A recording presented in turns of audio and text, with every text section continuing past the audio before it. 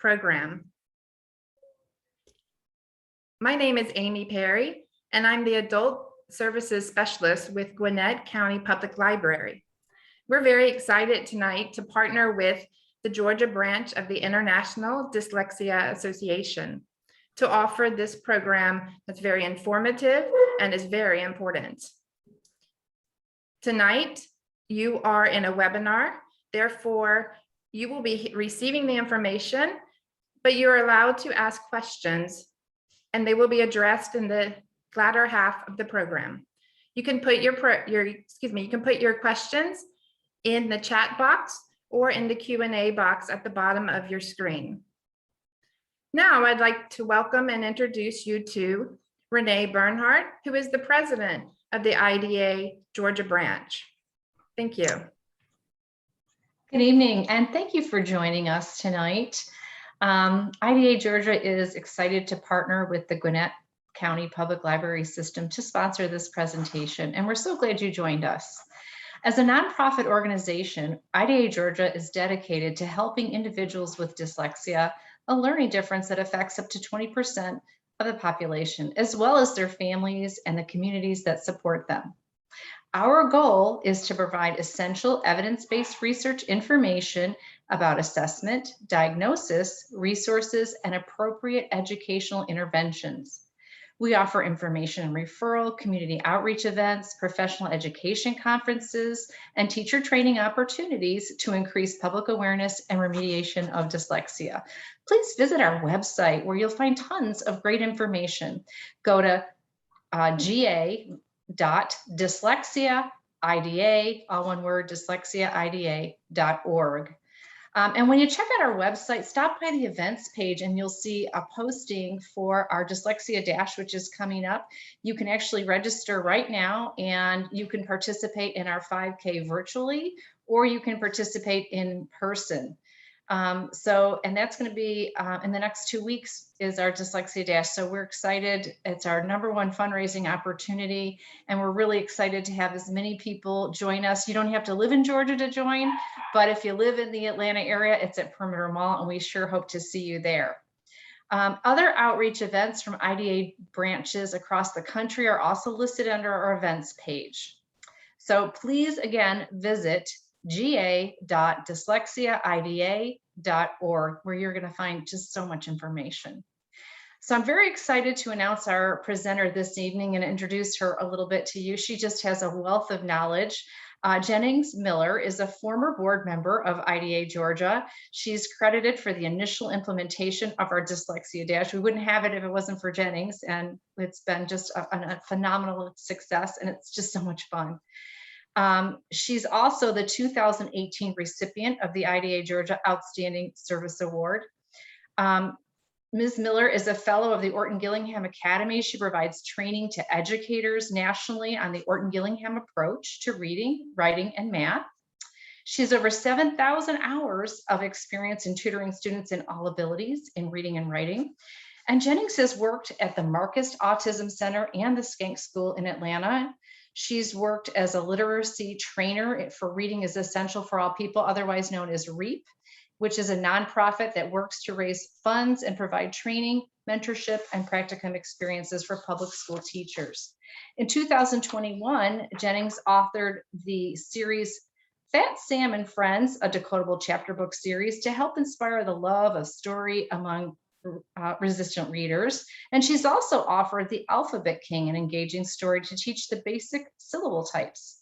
As of July 2021, she is a fellow of record for training and instruction at Greengate at the Randolph School, an OGA accredited school in Huntsville, Alabama. And I could go on telling you all kinds of accolades and inspirational things about her. So it's my pleasure to introduce Jennings Miller, our presenter. And thank you so much for being here this evening and sharing your expertise with all of us. You bet. Thanks, Renee, for having me, and to the IDA Georgia branch. I do have to say, I am not the founder of the Dyslexia Dash. That was another Jenny. That was Jennifer Hasser. I did move it to Perimeter Mall. So I did sort of start this latest iteration of the Dash. So I will take credit for its current location. But yeah, Hasser definitely started that years ago, and she's incredible for doing it. But But yes, so I'm so excited to talk to you guys tonight about dyslexia. I have several of the questions that were given to me ahead of time, and I'm going to try to feed them into our conversation tonight. But absolutely, as we go through, if questions come up, put them into the chat box. And at the end, Renee will feed me any questions that I didn't address during our time together. All right, so here we go. I am going to share this with you guys. Okay, so what is dyslexia? First of all, dyslexia is neurobiological in origin. So I like to use the whiteboard because I'd like to imagine that you were standing in a room with me, and then I was writing on a whiteboard having this conversation with you, which is why I do it this way. So it's neurobiological in origin, which means it is part of your genetic and brain makeup. It's part of who you are as a learner.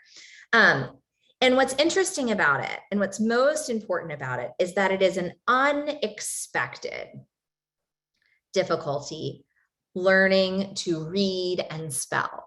Unexpected is the most important word in that definition, because what happens is we have otherwise typically developing children. Sometimes we have otherwise totally neurotypical adults, but they struggle with the reading and the spelling piece of the puzzle. And that is the unexpected part, right? So it's not due to a cognitive deficit, even though many of our students feel like it is a cognitive impairment because in a classroom, they feel less than. But it is an unexpected difficulty learning to read and spell and dealing with the language. So I'm going to give you the very, very basic version of what happens. Okay. So here in the English language, imagine a long, long time ago in a land far, far away, there were like cavemen, right? And these cavemen are talking to each other, right? They're walking around doing all kinds of things like inventing fire and the wheel. And they're like, dude, we have to write this down so other people know what we did. So while they were talking, they started to write things down. So speech actually leads to writing. And then a little while down the road, post-cavemen, other people came along and they had to read this writing, right? So our language maps from speech to writing, then we read what is written. And so when we're born, we are naturally wired for speech and for language, right? So every baby out of the chute is made for speech and language. And your speech and language that you speak natively will help develop your reading circuit. And the written language that you're exposed to based on your native language will help develop your reading circuit. So we speak the English language. I'm going to speak to the English language tonight. If you speak another language, you may have a slightly different circuit. Okay. So here in the English language, right? We speak an alphabetic language. Our reading circuit develops because of that. And there's this whole very scientific process that happens in the brain where it develops this circuitry that involves your temporal lobe, your language center, and your visual center. In the language center, there's like Wernicke and Broca's area. It's a little technical. We're not going to get into it tonight. Here's the big deal. 1, 2, 3, right? This circuitry develops based on the English language in the neurotypical brain. And so the brain undergoes this neuronal recycling. And a lot of times what happens, right, is kids who don't undergo neuronal recycling appropriately have trouble identifying letters. And they reverse things. like B's and D's. And so people begin to think that dyslexia is just backwards letters. But let's talk about why that happens. So here in the brain, there's a place where we recognize as babies, mama's face, right? This is mama's face. If she turns this way, still mama's face. If she turns this way, still mama's face. If she's looking over you at the changing table, still mama's face. As we are exposed to speech and exposed to our written language, we start to take that same part of the brain that's responsible for learning mama's face, and it undergoes some recycling to also map letters. But here's the problem. In the dyslexic brain, sometimes this neuronal recycling doesn't happen correctly. And so although this is the letter B, but remember, mama's face could be in any orientation, right? So in order for the letter B to be mapped in the brain, right, it has to be set in this direction. It always has to be B facing this direction. But the problem is, kids with dyslexia still think, well, if mama's face was mama's face, then this must also be a B. But it's not. It's a D. And not only that, this is not a B. And this is not a B. Right? So one of the first red flags that we see early on in development with young children is this difficulty learning letters and reversals, because the brain hasn't undergone the appropriate neuronal recycling. So, is dyslexia backwards letters? No, it's not really just backwards letters. So when we ask that question, right, that's always the famous one. Is dyslexia just seeing letters backwards? No. But reversals are commonly associated with dyslexia. And it is considered a red flag, because what it tells us, it's sort of like being able to do a functional MRI without actually having to go inside the brain. Because what it's telling us is that this child has not fully completed neuronal recycling to place that letter in the right orientation.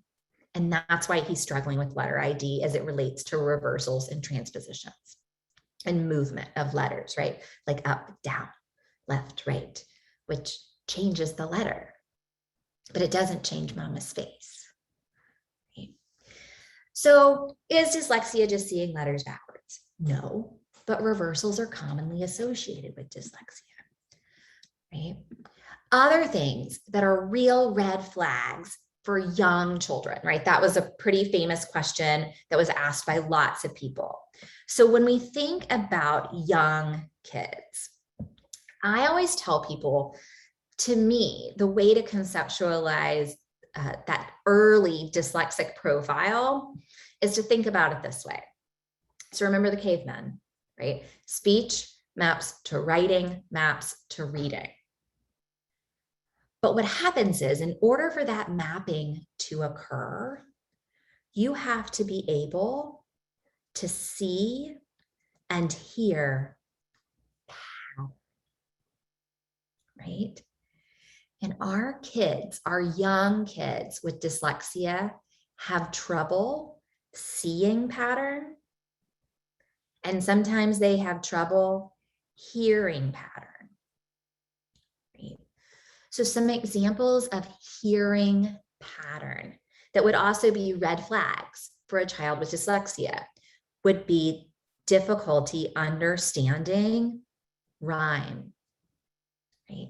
Neurotypical 4-year-olds will run around the house rhyming like crazy. So a neurotypical 4-year-old, you say hat, she says cat. You say candy, she says dandy.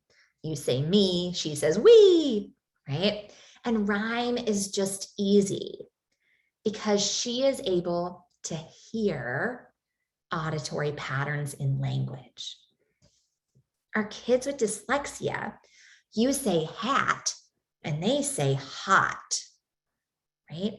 So they've matched a pattern, but they can't match the rhyme. They don't necessarily know what you mean when you say rhyme.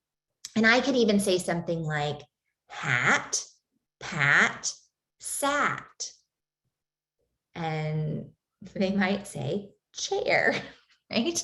So they did something semantically connected, right? So they heard sat and they're like, in the chair, right? Or you say sat, hat, pat, and they say pan, because instead of giving me a word that rhymes with pat, they matched the beginning sound, but that's not what I asked for, right?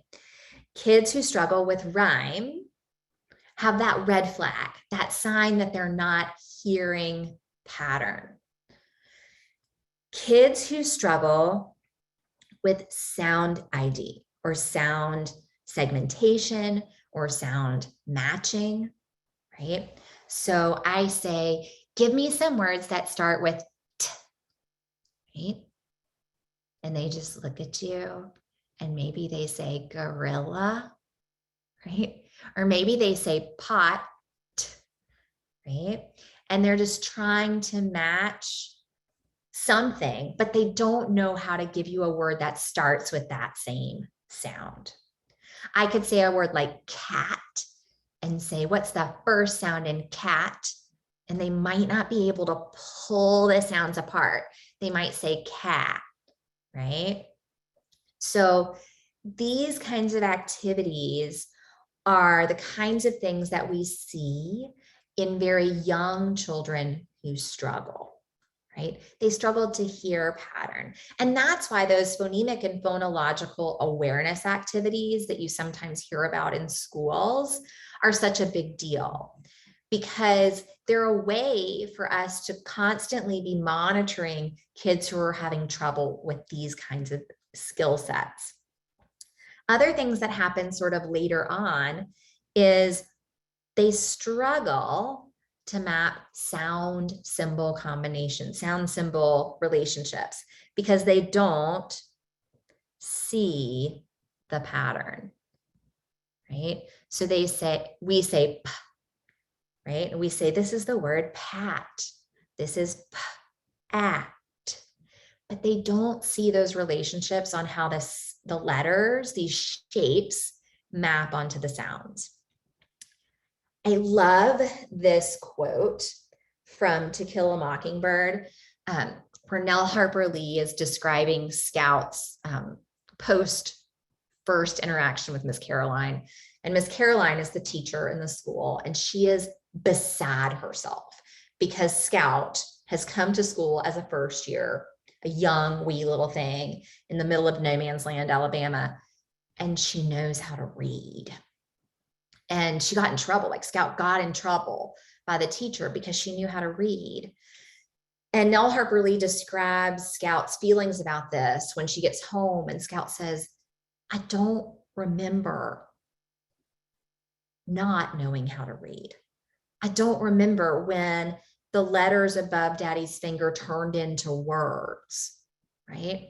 And for the neurotypical reader, that's how reading develops, right? For the neurotypical child, when Daddy moves his finger underneath the words, says the words, the brain starts to see and map patterns and develop circuitry and starts decomposing and recomposing, like taking apart and putting together words and making some generalizations within your brain, which is incredible. And this circuitry develops. But the dyslexic brain doesn't see the patterns. And so, in the absence of just seeing the patterns, what do we do? Right? What do we do for a kid who doesn't see the pattern? What do we do for the kid who can't rhyme or struggles to break sounds apart? So if I show this word, they can't do at. And then they definitely can't push it together to say pat. Or if I say hat, they can't segment, meaning to break apart the sounds and say at. They don't see how those things map. So what do we do for them? Well, we know that structured literacy is the way to move the needle. And what is structured literacy? What in the world does that mean? Well, that means they need direct and explicit instruction in the patterns, beginning with basic sound symbol. Basic, this is a B. It says B. But here's the kicker, right? Neurotypical child, you say this is a B, it says B, and that might stick. For a kid with dyslexia, you say this is a B, it says B. 3 minutes later, they may not be able to tell you that. So what this means, now remember the whole circuitry thing? So the neurotypical English reading circuit is 1, 2, 3. These 3 things work together in tandem, like getting on 285 the right way, right? You get on exit 37, you head eastbound, you get off on exit 39, depending on traffic, hopefully 10 minutes later, right? The dyslexic brain doesn't have the 1, 2, 3. The dyslexic brain lights up all over the place because they're using all kinds of compensatory measures, like all kinds of backup ways to figure out how to read. So they get on 285 at exit 37 and go westbound. And we all know here in Atlanta what happens if you get on 285 the wrong way, right? You get stuck in traffic, right? You could have a car accident. You could just give up. And that's what happens inside the brains of dyslexic children. The sounds go in, right? So they may see this word. They may even be able to say at. But then when it goes into what's supposed to be the letter box that then pushes these sounds together in the right order, it's sometimes, instead of coming out as bat, it comes out as tab.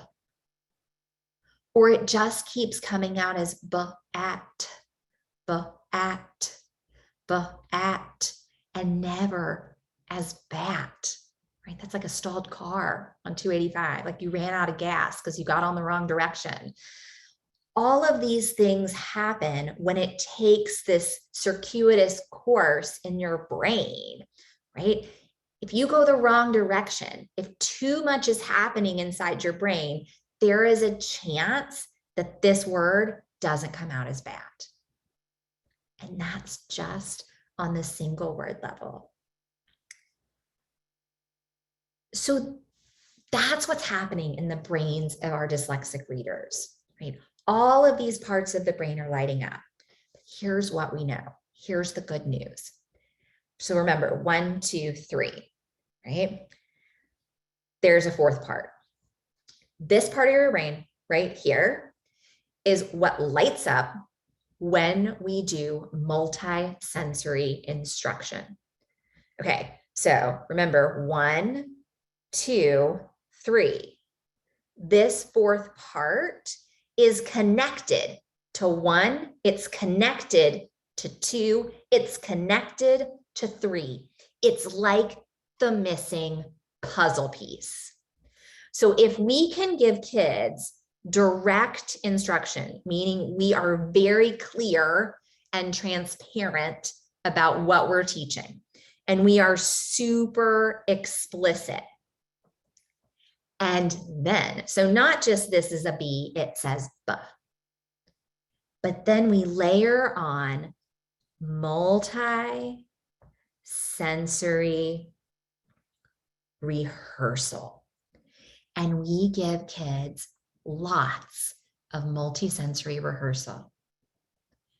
What happens is this part of the brain that lights up when we do multisensory work activates the other parts of the reading circuit. So it allows kids to learn the language as it relates to reading and writing. So what is multisensory instruction? What should that look like in a classroom, right? So some of you guys asked, what does remediation look like? What does good intervention look like? It looks like kids writing on paper, right? Or drawing in sand, or building letters, right? And while they're doing that, not just doing that, but simultaneously looking at a sample and tracing over it and saying the sound. So it's B, B.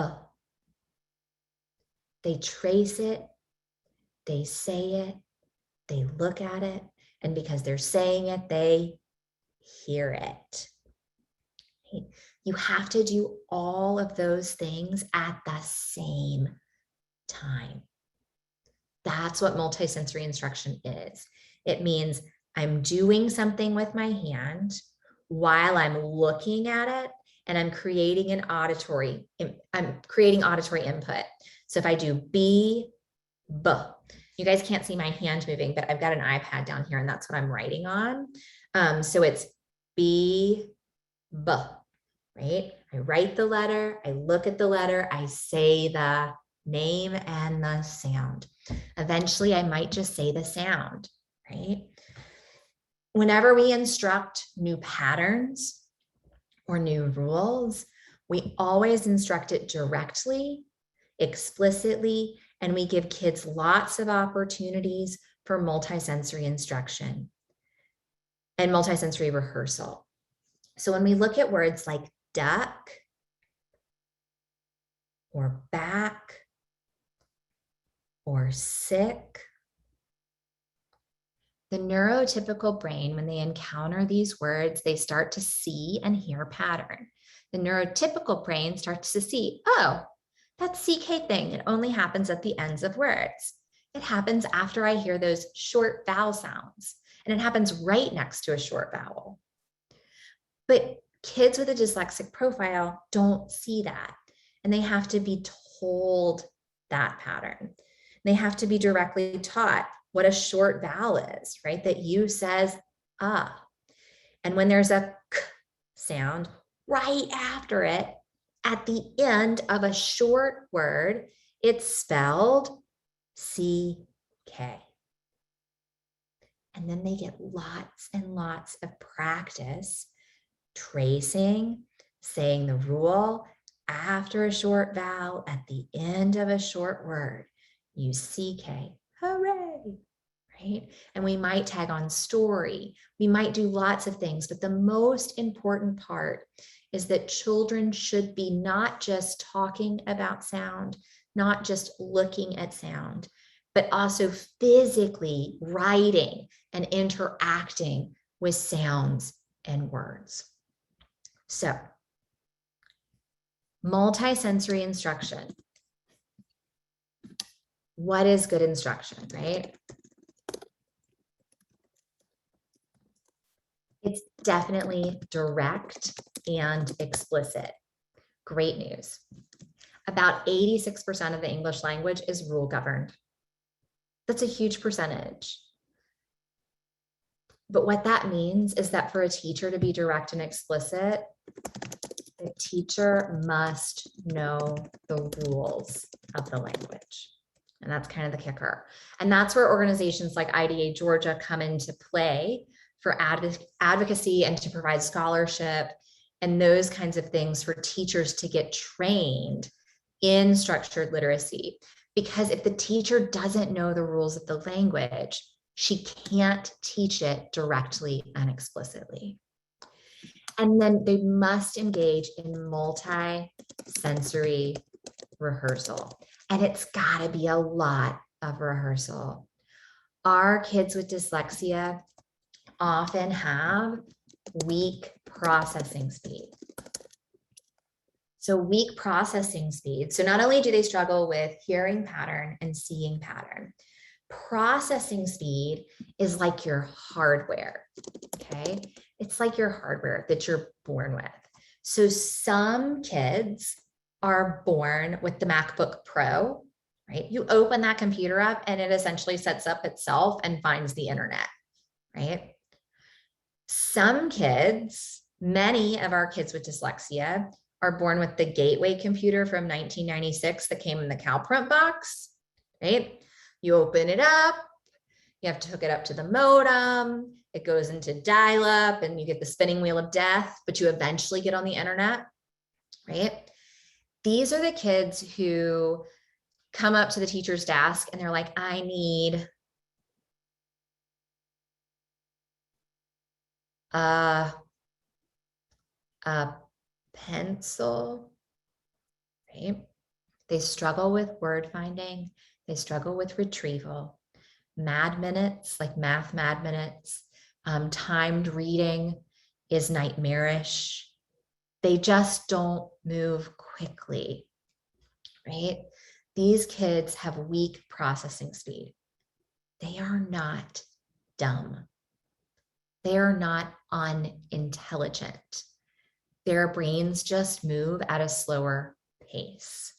I always say it's these kids with slow processing speed that with the right encouragement and the right remediation will grow up and cure cancer or Alzheimer's, because they have the kind of brains that see big picture and don't mind being slow, right?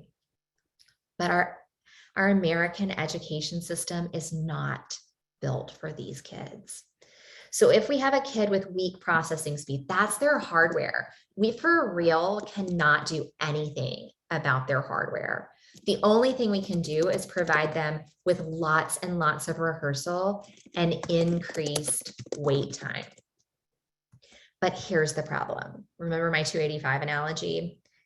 These kids are on 285 in the shoulder lane with their flashers on. And eventually what happens to these kids if they don't get good remediation is just like how we feel when we're driving in the shoulder lane on the interstate with our flashers on. What happens as the cars are zooming past? What feeling do you get? Right? You feel anxious. Kids with weak processing speed who don't get good remediation, and even some with good remediation, begin to feel anxious in school because the American education system is built to move fast. Our early educational, like elementary experience, is based on speed, right? It's all about multiplication tables and being fast. It's all about those reading fluency scores. And this is a nightmare for a kid with weak processing speed, because no matter how much remediation they get, these kids will always be slower. And it doesn't make them less than, but it sure as heck feels like it in a classroom. And that to me is devastating. So these kids we have to keep a close eye on. And then there's one other element that could go sideways, and this is the kicker, right? So working memory. Working memory is part of the one. So remember I said 1, 2, 3. Working memory is here. Working memory, to get to it, before we can even talk about working memory, you gotta have attention. So some of you guys asked about ADHD and dyslexia. Here's where they interplay. So if you have attention difficulties, whether that's ADHD or just like when we start to read, it's so hard. It's hard for you to sustain attention because the work is exhausting. If you've ever like done your taxes on TurboTax, like the amount of attention you have to pay to every stinking page, what happens, right? Eventually your brain fries and you can no longer sustain attention because the task is so hard.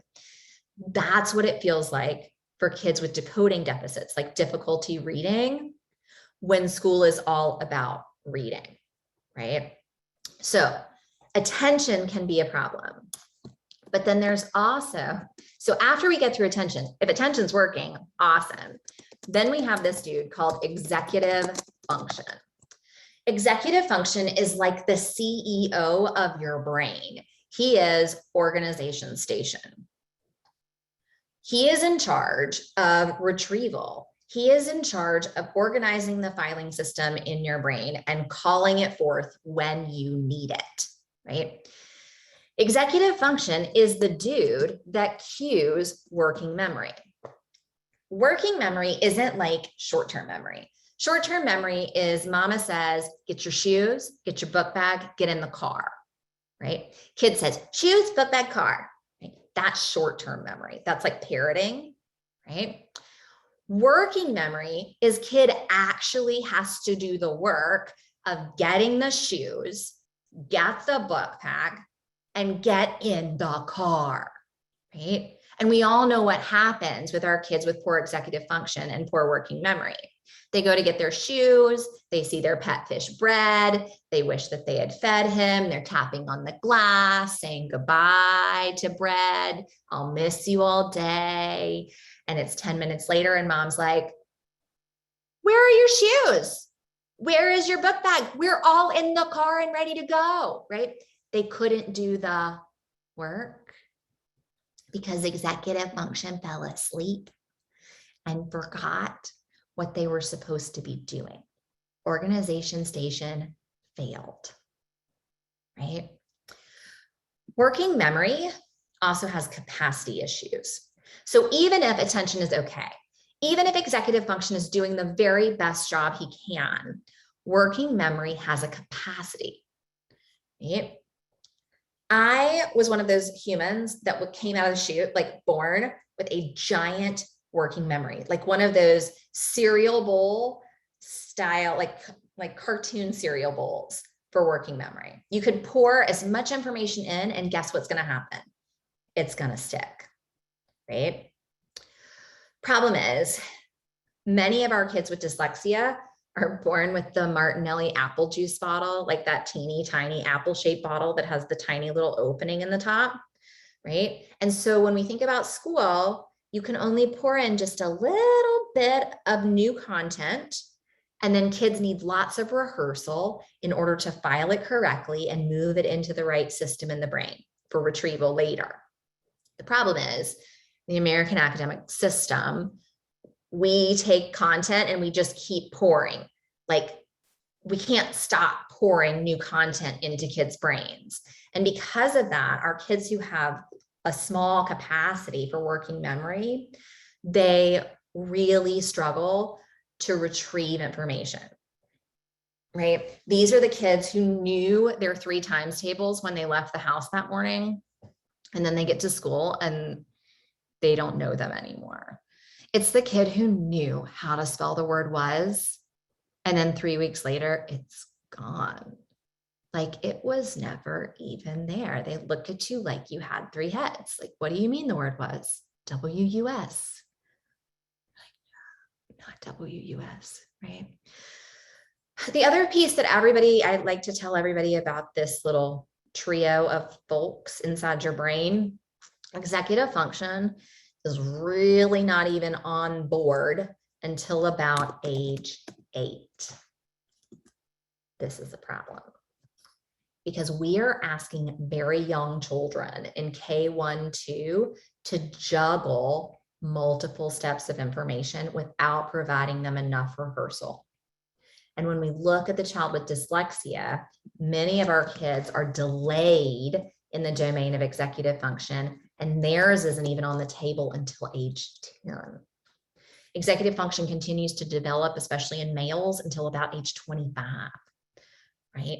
So when we think about this working memory deficit, when we think about attentional issues, and then we put into play that executive function isn't even ready to do his job until age 8 to 10, and we think about how much of our reading education happens prior to that and how fast we're moving in classrooms, Well, it's no wonder that our kids with the dyslexic profile really, really struggle. So all this to say, there are lots of things that create dyslexia. Dyslexia is not just reading backwards, right? Dyslexia is not a cognitive impairment. It doesn't mean you're dumb. It means your brain is literally wired differently. What we know is that the best thing to do is do not wait. Don't let anybody ever tell you, well, let's just see if Johnny's going to grow out of it. No, ma'am. Do not wait. Early intervention works. Kids who are reading below grade level at the end of first grade, unless they receive structured literacy interventions, may be struggling readers for the rest of their lives. Let that sink in. That's the correlation. The end of first grade. Don't let anybody tell you to wait. Don't let anybody to tell you maybe they're just developmentally delayed. Even if they are, they need early intervention. All the research says now, if you can intervene like in age 5, 6, 7, you can actually help create a reading circuit. So children who receive early intervention between the ages of 5 and 7, like high quality, Orton-Gillingham based, structured intervention from a knowledgeable provider, they can create a neurotypical like reading circuit. These kids by 4th grade may read or look like they're reading like typical readers, right? Early intervention works. Intervention must be spelling and reading together. Let me tell you why. Remember the cavemen? Speech does not lead to reading. Not only that, this is one of my very favorite quotes from Sylvia Richardson, who is sort of a big deal. She says, if you teach a child to read, there's no guarantee he will ever learn to spell. If you teach a child to spell, he will learn to read. Holy smokes. So if somebody tells you just read more to Johnny, that's also a fib. That's not going to help Johnny. Reading more to him will not make it better. If you're a parent and someone has told you, well, maybe you just didn't read enough to Johnny, that's a fib. It's not your fault. Johnny was born with a different kind of brain, and Johnny needs a different kind of instruction. He needs the kind of instruction that puts spelling and reading together. And no matter the child's age, whether you're a wee thing or a middle schooler or a high schooler or an adult, the right intervention is Orton-Gillingham based, multisensory, structured, explicit, direct instruction. But here's the thing nobody wants to tell you. It's not fast. Nothing is going to happen in 12 weeks of RTI. I do this every day. I see children in private practice. I run 40 sessions a week with kids. I train teachers, but my heart is in working one-on-one with kids. It's not fast. It usually takes at least 100 sessions to start to see big gains, to start to really genuinely close the gap. We need at least 100 sessions. The gold standard says twice weekly, 40 to 60 minutes, one-on-one. That's not realistic. I'm just going to tell you that's not realistic. So if you can't get twice weekly, 40 to 60 minutes a week one-on-one with a qualified provider. That's the other caveat, right? Because if teacher doesn't know how to directly and explicitly teach, then she can't help, which is problematic. The next best thing is to get small group instruction for 30 to 60 minutes, 4 to 5 times per week. That's not 30 to 60 minutes, 4 to 5 times per week. So see, what happens is as we increase the group size, we also have to increase the frequency, right? Because kids need lots of multisensory rehearsal. And as you increase the group, each child gets less rehearsal. So you have to increase the frequency. But y'all, I mean, the only thing I can tell you, and the thing that can move the needle, is you have to have a qualified, knowledgeable provider. She has to know the language. She has to know the rules that govern the bulk of the language. And she has to know how to teach them to young readers. And she has to know how to do that with spelling and with reading. And so those are the big pieces of the puzzle. And no matter how old you are, no matter what it is, that's what you need. I always say, you know, the diagnosis may be medical, right? Dyslexia is a medical diagnosis. I can't do it. It's got to be delivered by a doctor, someone with PhD behind their name, or PsyD behind their name. It can't be delivered by an educator. But it's a medical diagnosis, but the treatment is educational, right? So no matter the diagnosis, no matter if you have one or not, if you suspect a delay in reading or spelling development, or you're seeing some of these red flags, these difficulties with spelling, persistent trouble remembering the alphabet, trouble singing the alphabet song, trouble rhyming, trouble with sound symbol. In our older students, it looks like difficulty answering written expression questions, right?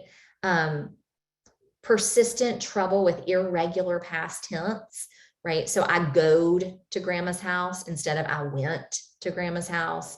I runned to the store instead of I ran to the store. They struggle with that because, again, remember, hearing pattern, right? So these are the things that are the flags. But regardless of the flags, the treatment is structured literacy. Ideally, for older students, the older the student is, the more prescriptive and the more knowledgeable your provider has to be, right? Young kids just need really good phonics-based instruction, right? That includes elements of phonemic and phonological awareness. As kids get older and the gap gets wider, or we're talking about adults who still struggle to read and write, you need someone who is incredibly knowledgeable about the language. All right, so Renee, I've seen lots of questions come in. I'll let you come back, let me know what I missed, and I'll see what I can answer. Sure, and just as a reminder, some of the questions did come through before tonight, so I'm gonna through the registration process. So there were a couple that I think maybe we can go back and touch on. And I'm also going to help maybe answer some of the questions. I know I didn't get to say it in the beginning, some of my experiences as a public school administrator, and especially in special ed. So if there are questions about the public school that if Jennings can't answer, I'm certainly going to try to jump in and help as well. Fantastic. All right, so the first question, some of the suggestions that you might have for teenagers who have dyslexia and are really feeling some of the mental health effects of it.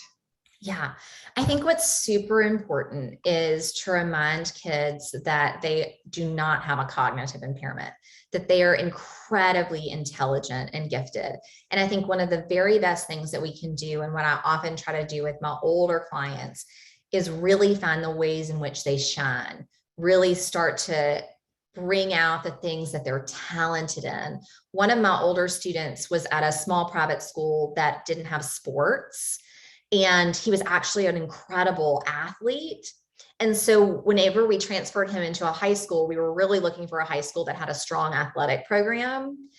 And he was able to really like be a leader in athletics. And it totally changed his opinion of himself and the way he viewed himself. But I think it's so important that we find their gifts and really play those up. Yes, perfect. One that just came in. What's the relationship between dyslexia and dysgraphia? Sure. So dyslexia is difficulty with the language, which could be anything reading and writing related. Dysgraphia is specifically to do with getting the information on the page. So some kids with dysgraphia early on will really struggle with letter formation. But then later, let's say this is the line, their letters may float above or below. They may have trouble keeping words stuck together, right? So the word bad isn't stuck together. There's a space inside the word bad, and maybe that D gets stuck to the next word, right? Later on, dysgraphia really rears its ugly head with difficulty with written expression, like long, lengthy writing activities, being able to craft creatively and get what's in their head coherently onto the page. It's like there's a disconnect between the tip of the pencil and what's happening inside their brain and the thought process. I hope that was a decent explanation. Yeah, and they don't always occur together. I know that was one of the questions. Do they always go hand in hand? They don't have to. In fact, we do have I have a lot of kids in my practice who perhaps their dyslexia is relatively mild, but their dysgraphia is incredibly severe, which isn't uncommon. And we can really remediate the reading piece of it and the spelling piece of it, but the written expression, like getting stuff on the page, may forever be really tricky. So this question, I think you kind of really touched base on this, but I want to maybe we can just elaborate more specifically. This person has an 8th grader who is reading at a 1st grade level. And the student was getting instruction or is getting instruction through Wilson, the Wilson reading system, and not having success. And, I personally having certification in Wilson, my opinion would be, how well is this a certified Wilson instructor? Have you gotten in touch with Wilson to verify their certification, which you can do? Or is it someone who just says they have the training, and then maybe how much the intensity, because you talked about the intensity of intervention and really needing to make sure you meet that intensity requirement. And if you want to elaborate on that a little. Yeah, I think that intensity is huge, and fidelity, like treatment fidelity. Barbara Wilson is very, very serious about what she wants in that lesson. And it's very clear about the timing that it takes to deliver a true Wilson lesson. And oftentimes what I see happen in schools where teachers aren't fully trained is they're doing, I call it the guacamole taco approach to Wilson. So, like you go to Moe's and you can just get a taco, but you need to put some protein in it. And like there are essential elements of a Wilson lesson that will help move the needle. But if the teacher's only grabbing guacamole and salsa, you might not ever move the needle. It's not that she's not doing elements of the lesson, it's that she's just not doing it to the fidelity that Barbara Wilson envisioned when she designed the program. Okay, and this one, I don't know how well you feel about addressing it. What's the public school role in helping parents determine if the child has dyslexia or what their issue might be? So it's not their job. Their job is, you can speak to this too, but my understanding, it's not their job. Their job is to determine eligibility for services And honestly, unless they have and here in Decatur, we recently hired some psychologists to be on our testing board. And so now they do have the ability to diagnose if they wanted to.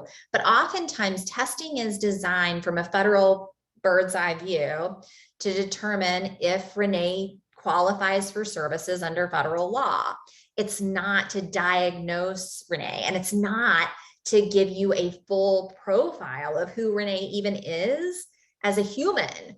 It's really just to help us identify, does this child meet the criteria for needing specialized, individualized services to meet her unique needs and circumstances?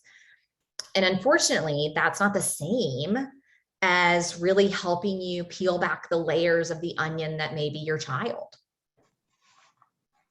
Yeah, and that's a really tough one. I agree, because dyslexia falls under specific learning disability. So dyslexia in and of itself it's not the reason to receive extra services.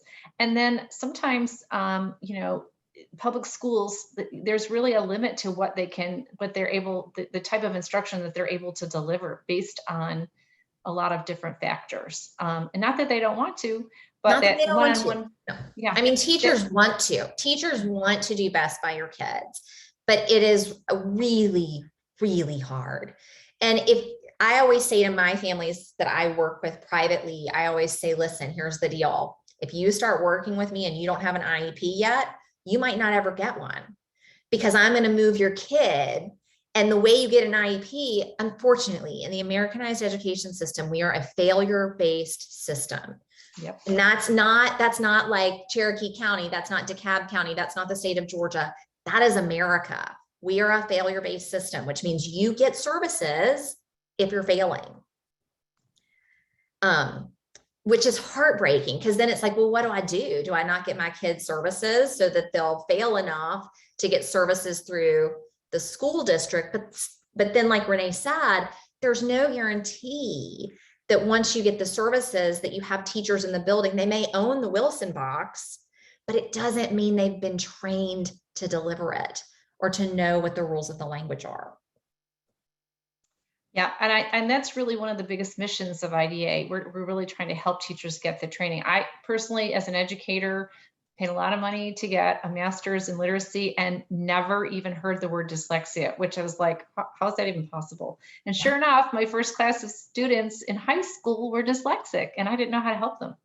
And I thought, that's a travesty. How is that possible that I could pay all this money to get a great education and I don't know how to help dyslexic kids? I did find out. I did a lot of work on my own, and like so many teachers do. And there are great schools that are providing that teacher training. So it's not, it's not a one size fits all problem, and there aren't one size fits all solutions. But that's one of the things we really try to help with, is that teacher training and getting teachers the resources that they need, and school administrators. And there are just so many people that are on board with that. So great answer. Thank you. Just two more questions, I think. And if any other ones come up, I'll grab those really quickly. So how would you know if you're an adult and you think you have dyslexia, but you're really not sure? What are some things that might help you determine if you have dyslexia? You do. If you think you have dyslexia, I would probably bet my left shoe that you do. One thing that I always say is, like, do you really love to read? And if you do really love to read, do you still find it like exhausting? Like, does reading a novel kind of tax your brain, right? My father-in-law only reads the newspaper, right? He never reads a book. I'm fairly certain he's dyslexic. And I'm like, yeah, I mean, I can see it, right? Those consistent things, like you really have to think about spelling. You're constantly, like, the iPhone was the best thing that ever happened to you for spelling, because you can just type it in the text box and it'll tell you if you've spelled correctly. Those kinds of things, like worrying about your spelling, being tired when you read, being a slower reader. And just being a slower reader doesn't make you dyslexic, but if you're slow and it's tiring, it means that your brain is really compensating to help you read. Makes perfect sense. All right. So this question came in, and I'm not sure if I'm wording it correctly, but so are the pattern problems that dyslexics experience? So you talked about the patterns, Mhm. issues with patterns, especially with was related to like rhyming, onset and rhyme. Are those kind of pattern difficulties extended to other types of patterns or symbols that they might see, like, like traffic sign symbols and other kind of symbol imagery? Yeah, and we do see that. It typically tends to be more letter-based symbol imagery or more abstract symbols, right? So like a yield sign or things like that, that they have trouble kind of mapping. We see it in math all the time, like the difficulty with, they misidentify the addition and the multiplication symbol or the division sign and the subtraction sign. They're constantly mixing them up. They'll do a whole page of math, the wrong operation. You're like, how did you do that? We see it too in like the reading of little words, like prepositions are really hard on my kids. They trade out of for for and for from, and they swap out all the articles and they miss suffix s, or they just add it to everything. They seem to be equal opportunity. But they definitely struggle with those kinds of things. Geometry is a nightmare, right? Mapping those shapes in the brain. They really struggle with directionality. Like my brother-in-law always says driver's side left, like driver's side turn or a passenger side turn. He doesn't know right and left as an adult. And it's, I mean, it's persistent. Wow. So someone's asking if you could have dyslexia in adulthood, or if it could just start later in life. It doesn't typically start later in life because you are born with it.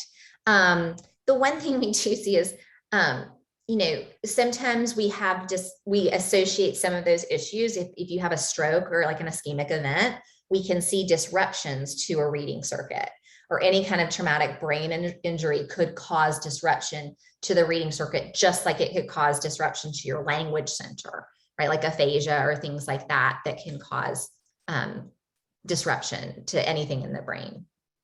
Because it's a very sophisticated circuit. So any kind of brain injury or any kind of event, like a stroke like event, could definitely negatively impact your reading circuit. Great answers. Well, you've gotten lots of compliments to the chat. Well, we're really impressed with your presentation. Someone asked if there was going to be a handout for teachers, or if there's some information that could be shared with teachers specifically in writing. I would recommend, if you go to the Georgia IDA website, we have, if you go under the professionals tab, the educators tab, we have a resource called Dyslexia in the Classroom, What Every Teacher Needs to Know. And that's a really great, just a few page document. It has a lot of great research-based information. That's one of the things I would recommend. Again, on our website, we really try to provide a lot of different resources. Was there anything specific that you would recommend, Jennings, as well? Yeah, I was going to show them here where they can see it. So if you go here, you can see like parents, you can see dyslexia as a definition. There are loads and loads and loads of fact sheets. So there's dyslexia basics, talks about emotional issues. I mean, honestly, everything you could possibly want, we have a fact sheet for. And really, IDA is an incredible resource. It was designed and created for advocacy and education. And that is what the heart of the organization is. I cannot tell you how much we would appreciate you registering for the Dash. All of those dollars go towards advocacy and education and training teachers, which is the one way to move the needle, especially in these rural districts in our state. I just got back from Warner Robins and training 5 counties in Middle Georgia 2 weeks ago. And those teachers need this training and they want this kind of training. So register for the Dash. Yeah, and I don't run. I'm wearing my Dash shirt from. Look at that Dash dude. Not this year, not this past year, but the year before, because it's long sleeved, and we're going back to the long sleeve shirt. I have to tell you, it is the softest, most comfortable. Everyone loves these shirts, so it's like just half the reason to participate. If you don't want to run a 5K, you don't have to. If you come in person, we have other resources. We have lots of people who are there sponsoring, who will give you great information about local resources. And if you do the virtual, you also get a lot of great information, and you can get the shirt sent to you. It will be sent to you. So all the reasons to do it. If you don't want to run, you definitely don't have to. I don't run, but it's a great event. And I highly recommend it, especially if you're feeling after listening to this talk, like, how do I help get teachers trained? This is how you do it. IDA Georgia is one of the best branches that really offers scholarship and thoughtful opportunities for training around our state. Yeah, thank you so much again.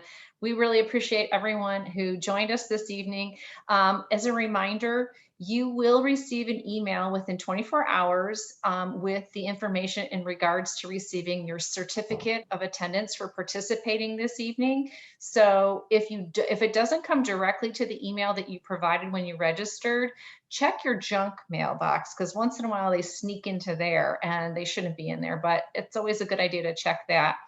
And you can also send us a little email. If you can go to the IDA website, the IDA, the georgia.dyslexiaida.org, and you'll see our contact information there as well. And you can always email us if you don't get it, but we have everyone's name, so you'll get it.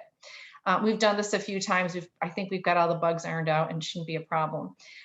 So just make sure you check your junk email if you don't receive that information on how to get your certificate of attendance within 24 hours. I think that's everything. Can you think of anything else? I can't think of anything else. If you, you can always reach out to me. If you Google my name, Jennings Miller, you will find me on the interweb, and that's the name of my website as well, jenningsmiller.com. Always happy to answer questions. But IDA Georgia, Anne Marie, who will answer your email, if you email info@idaga.org, she will respond, and she's so incredibly knowledgeable about all the services available in our state. Oh yeah, she knows everything as well. So we're really glad again that you joined us. Thank you so much, and everyone have a wonderful evening. Thank you. Good night. All right. Good night, all.